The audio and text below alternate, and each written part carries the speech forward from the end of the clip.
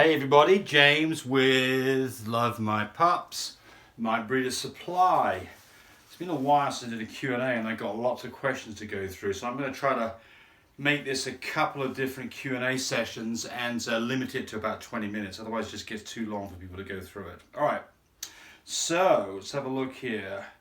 Where do you get your DNA test done?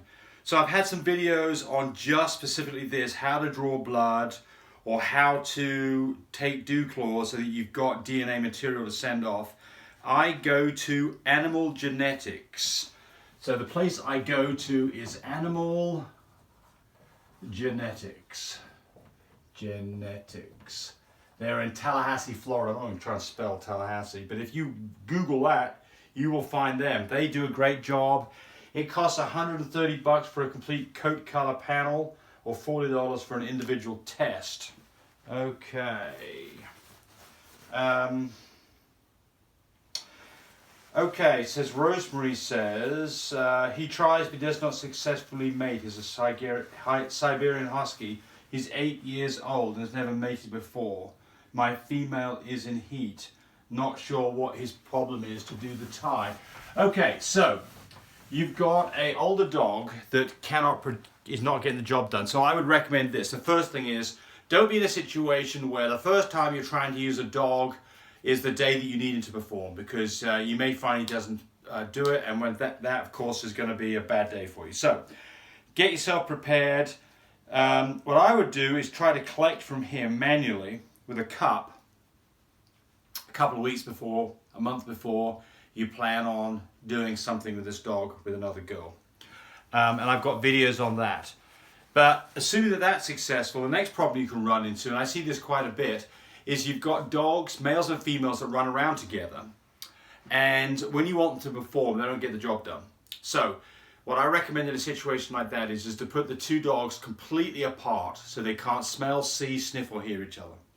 So, you know, if you live in a house and these dogs are together, stick one in the garage, put one in the bedroom, and do that, keep them apart for a day or two until you're ready to do the collection, until you're ready to do the AI, until you're ready to do the mating, and then let them together. You'll find the familiarity slows up their ability to want to get the job done. So keep them apart. The moment you bring them together, see if they get the job done. If they won't, then go do an artificial insemination, and look at one of my videos on how to do that.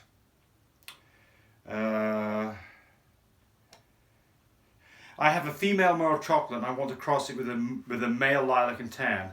What colors can the children get? Okay, so we don't know a lot here, but we do know that the female is a Merle.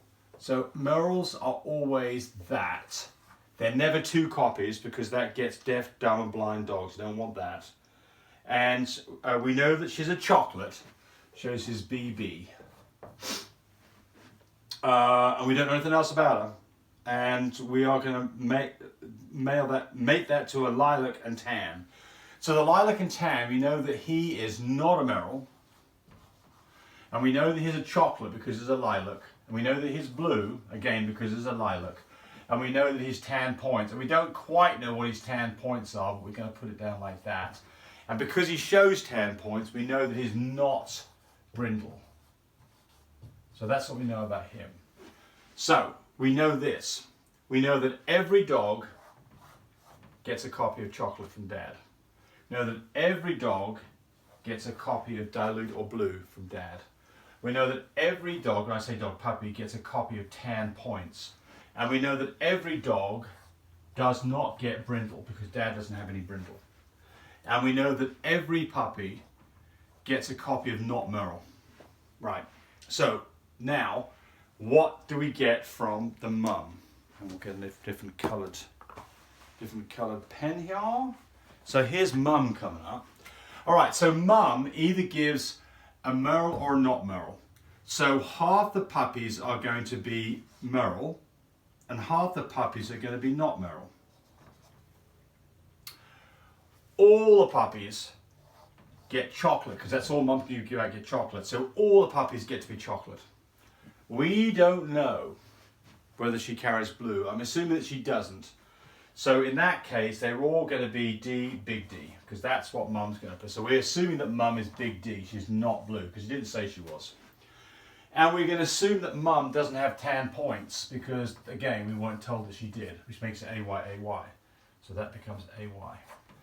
And we don't know about Brindle, so we're just going to do two possibilities. Either they do have Brindle, or they don't have Brindle. So, there we go. What do we get? We get half the dogs are Merles, chocolate Merles, that carry blue, that carry a copy of tan points, and half of those are going to be Brindle, and half of them won't be Brindle. The other half of the dogs are not Merles. They will be chocolate. They'll carry a copy of blue. They'll carry a copy of tan points, and those ones won't have any Brindle. Well, they actually, half of them have Brindle, half of them won't. So basically, chocolates and chocolate Merles is what you're going to get. Right, let's read this as we get into the next one.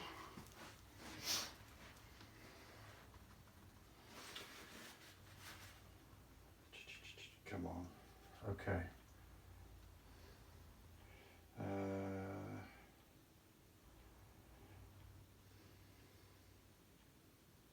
It's the same question.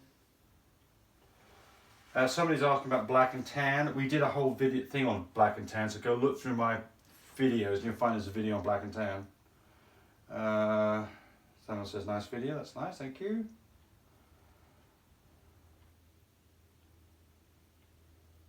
So someone's asking why hold the females when we're doing an artificial insemination. Why do we hold the female's bottom up in the air for such a long time? So the reason for that is, I'm going to do a really terrible picture here, but basically what you have is the female has a uterus and there is a canal that connects to the outside world, and that's the vulva, and that's where we're putting our insemination rod in.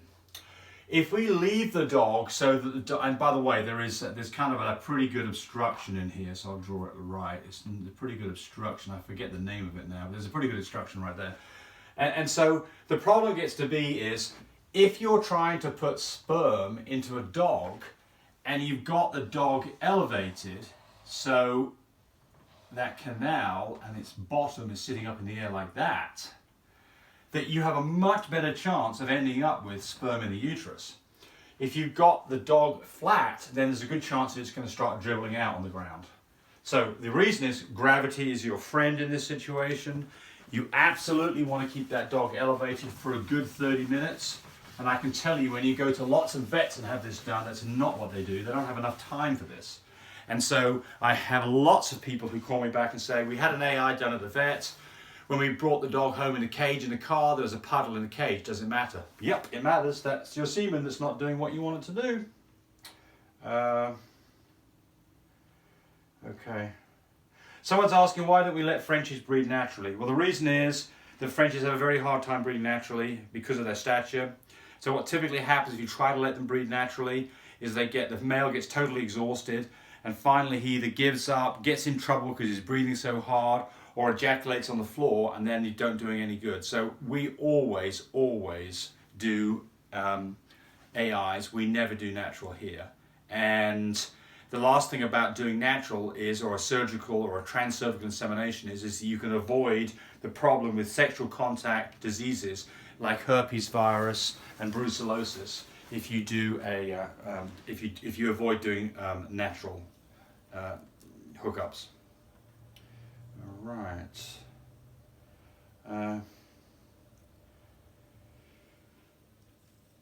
Well, what food are you feeding your dogs? It'll be beautiful. I'm going to do a whole video on what we feed, because we've got a new product that we've been feeding now for about 6 months called Life Abundance, and I think it's really fabulous stuff. So I'm going to do a whole video on that. How do you prevent litters from getting water in the brain? Hydrocephalus. So hydrocephalus is when you get a puppy that has this look, its eyes are off to the side, it has a large dome on its head, which is actually the water in the brain. How do you avoid that? Well, the answer is I have no idea how you avoid that. If you've got it, you've got it. You know, I don't know if that's a hereditary condition. I don't know if just unlucky. I've seen it occasionally in puppies, so I suspect that it's something else going on. But exactly what's causing that? Well, I can tell you what's causing it. The there's drain holes that go from the skull down the spine for the spinal fluids to get out of the brain, and those get blocked, and because of that they get pressure in their head and their head gets big. How do you fix it? You're not going to do surgery on a little puppy that's got this problem. You just got to fight your way through it and hopefully it clears up. I have a blue French bulldog, bred it to a blue Merle. She's having 5 puppies. Will I get any Merles in that litter? Yes, you will. You'll get half Merles. So we're back to this situation. Here you've got a Merle dog bred to a non-Merle dog, and they are both blue. What do you get? Well, every time, we'll put the puppy in the middle here. Every time you get one from one parent, one from another parent. Every puppy's blue. Half the puppies get the Merle from mum and half don't. So you get half Merles. I haven't drawn that very well. You get half Merles and half not Merles. So half blue Merles and half blues. And then something I've had people ask me, if you've got a dog that came from a Merle, but it wasn't Merle itself, is there a Merle gene in that dog that it can have Merle puppies? The answer is no. A Merle has 1 copy if you're doing it right. If you've got 2 copies, you've got huge problems. But if a dog that is not Merle, does not have a Merle gene in it, regardless of what its parents had. So to be a producer of Merle puppies, a puppy to be able to produce Merles has to be a Merle itself.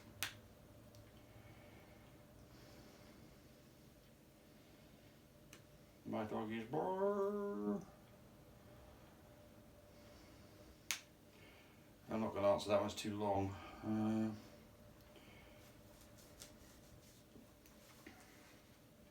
Oh, someone's asking about length of AI rods and what do you recommend? Well, I think it depends. So on a French Bulldog, I use an 8-inch I use an 8-inch AI rod. And in a dog that's being timed correctly, I can typically get the entire rod into the female. And so I think that what you can do on this is if you look at the anatomy of the male dog and you get an idea about how long his erect penis is that you want to have an AI rod that's at least 2 inches longer than that. And that means that you have a good chance of getting all the way up to the cervix. So if you've got a very long AI rod, does it matter? No, not really, other than the fact it's just awkward to handle. I mean, you can get AI rods that are this long, and you can cut them down. If they're made of hard plastic, you can cut them down. But if you cut them down, I recommend that you don't leave a sharp edge on it. So get a nail file and buff the end of it. So you don't want, and I'm going to grossly exaggerate the size of an AI rod. So here's the AI rod. And there's a hole in the middle. And of course there's a space inside, right? Right? So if you look at it, just a straight AI rod like that. If you cut it, you end up with a blunt tip like that. Don't use that. Go get yourself a file and round the corners off. That way you won't make it too uncomfortable for the girl. All right. How long have we been going on here for? Quite a while. Come on. How do you feel about fluffy Frenchies and will you incorporate them in your program? Well, that's interesting because we just purchased a fluffy boy who's going to be a stud dog hopefully for us, and we also purchased a fluffy girl. And that comes up to another question that somebody asks, and that is, how do you get fluffies? So the answer is that we're talking Frenchies now. So to get a fluffy, both parents have to give the fluffy gene to the offspring. So a puppy that's fluffy will have 2 copies of fluffy. A puppy that is bred to a non-fluffy will only have 1 copy of fluffy. For this, it's coat length, but for the sake of nomenclature, I'm going to call this F for not fluffy and F for is fluffy. We'll make that a lowercase f for fluffy. So if you have a dog that is a carrier of fluffy, bred to a fluffy dog, then you will get a litter of half that, which are fluffy carriers but won't be fluffy, and half that, which are fluffies. So to get a fluffy, both parents have to give out a fluffy gene. So if you've got a parent that's totally fluffy, little f, to another parent that's totally fluffy, little f, all the dogs are fluffies. If you put a fluffy carrier with a fluffy, you get a litter of half fluffies and half not fluffies. If you breed a fluffy carrier to a fluffy carrier, then what you get is, you get a quarter of the dogs don't have any fluffy at all, a quarter of the dogs are fluffies, and half the dogs are fluffy carriers. And if you want to know how to do that, go to your Punnett square and look at your Punnett square, and that'll show you how that works out. All right.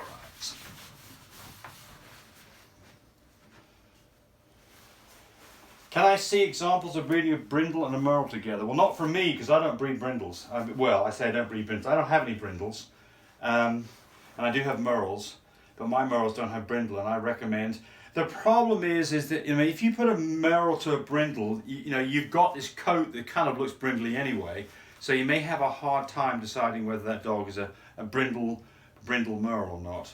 But you can always go do a DNA test to find out.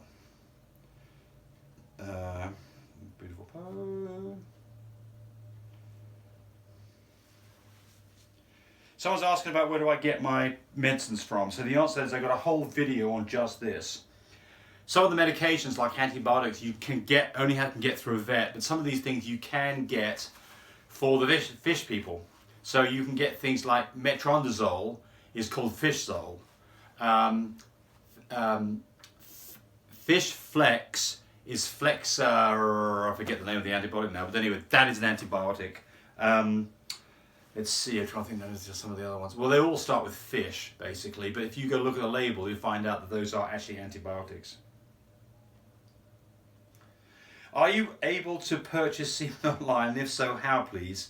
Let me know. Well, I do. I've got 20 French Bulldogs, and I do a huge amount of this, shipping semen overnight all over the United States, and even to Europe, Mexico, and Canada. And if you've got any questions on this, then go to my website, lovemypups.com, and I'd be glad to steer you in the right direction. Even if you don't use one of my dogs, I'll show you how you go about doing this. And the answer is that anybody who's doing it right is using my shipping container called Shipmate, which is an electronic shipping flask to keep the semen slowly cooled down to 5 degrees and hold it exactly that temperature, 5 degrees centigrade for the entire trip. Got videos on that. How good a success rate do you have with your customers' dogs getting them pregnant? 85%. I get the same success rate breeding here as I do when I ship it.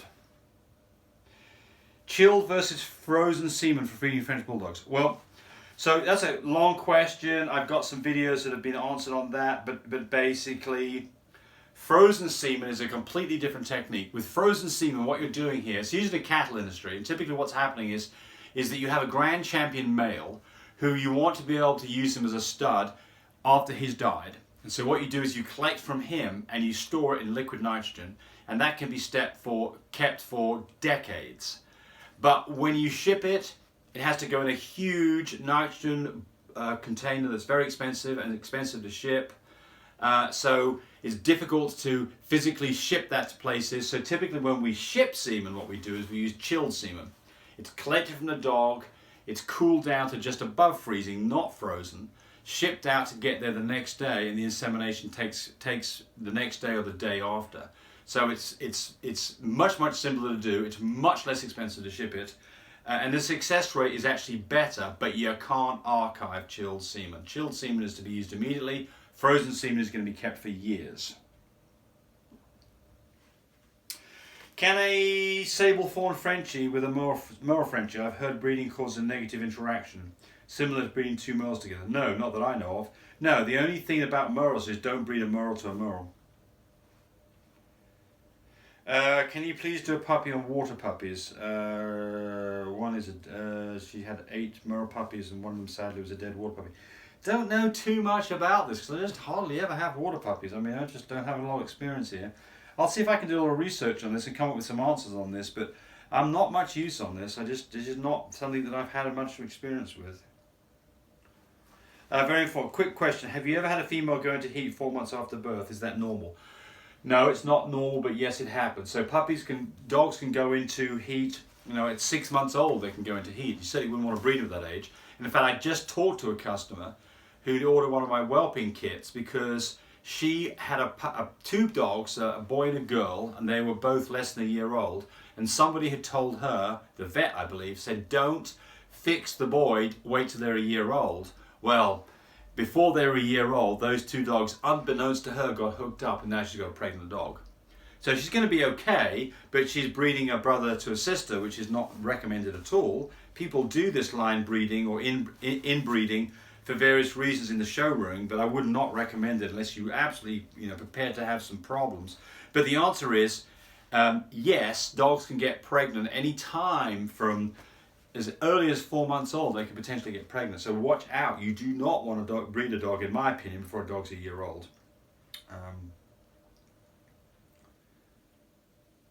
Okay, somebody said that's one ugly dog. Well, remember, that might have been, I don't remember what video it was, but before you crucify me, some of these videos are other people's dogs. So, would you breed a healthy female on a second heat if she's over 12 months old? Yes, I would. So generally the rule of thumb for me is you want a dog that's over 12 months old, that's most of its adult weight, that's acting like an adult, not really skitsy.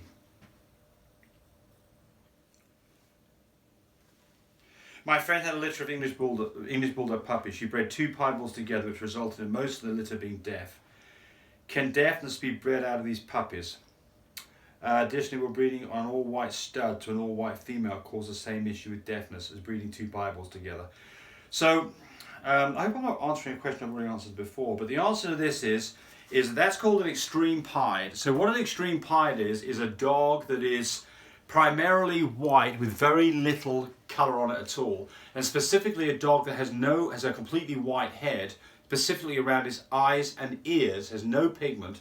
There's a very good chance that dog will have crappy hearing or be deaf. And what's going on here? There's something in the development process that doesn't go right in a piebald when it doesn't have colour. So the ear anatomy is incorrect. So my recommendation is this: don't breed a really white pied dog, one that has little colour, to another pied. That's the first thing, because you're likely to get a litter that a lot of them don't have any colour. If you breed a white piebald to a dog that doesn't have any pied gene at all, you will get no pieds, ever. You will never get any pieds, so you're safe. If you have a dog that is deaf, it's an extreme pied, and you breed that to a non-pied, will the puppies be deaf? I don't know the answer, but I suspect it will be fine, because I think that the process of the ear canal development will be under complete control. So I think it will be fine, but if I'm wrong about that, then let me know. So the answer is that people say, should you breed a pied to a pied? Yes, fine, don't worry about it, as long as they've both got a decent amount of colour, specifically on their head. If you've got a dog that's got very little colour, especially very little colour on its head, then be wary about this, and I would breed to a non-pied dog or a pied carrier, but not to another pied. And if anybody's in Frenchie world and they say their dog is white, not cream, but absolutely bone white, white as a snow, then it's probably extreme pied with a very little bit of colour somewhere. So in a dog like that, I would test it to see if it's in fact a pied dog, because if it is, you need to know about it, because you're thinking it's a cream, which is fine, but if it's not a cream and it's an extreme pied, that may not be fine. So be careful about that one. And I think we've probably gone long enough on this. So there's more questions, but I'm going to put them on the next video so we don't make this too long. Guys, thank you very much for watching this video. I hope you got something out of it. If you've got questions, send them to me. I get lots of questions. I try to answer the majority of them. If I haven't answered your question, it probably got answered in a previous video, but if you think that I haven't answered it, just send me another comment to answer, and I'll try and take care of that. Again, we do base all this on the products that we do sell, which is at My Breeder Supply. We have fantastic products for incubators, whelping kits that are novel, and they're absolutely the best thing out there. We've got great products for shipping semen that are patented by us, and nobody else in the world has them. We've got puppy care kits. But the important thing is, be nice to your doggies, and thank you for watching. Bye-bye.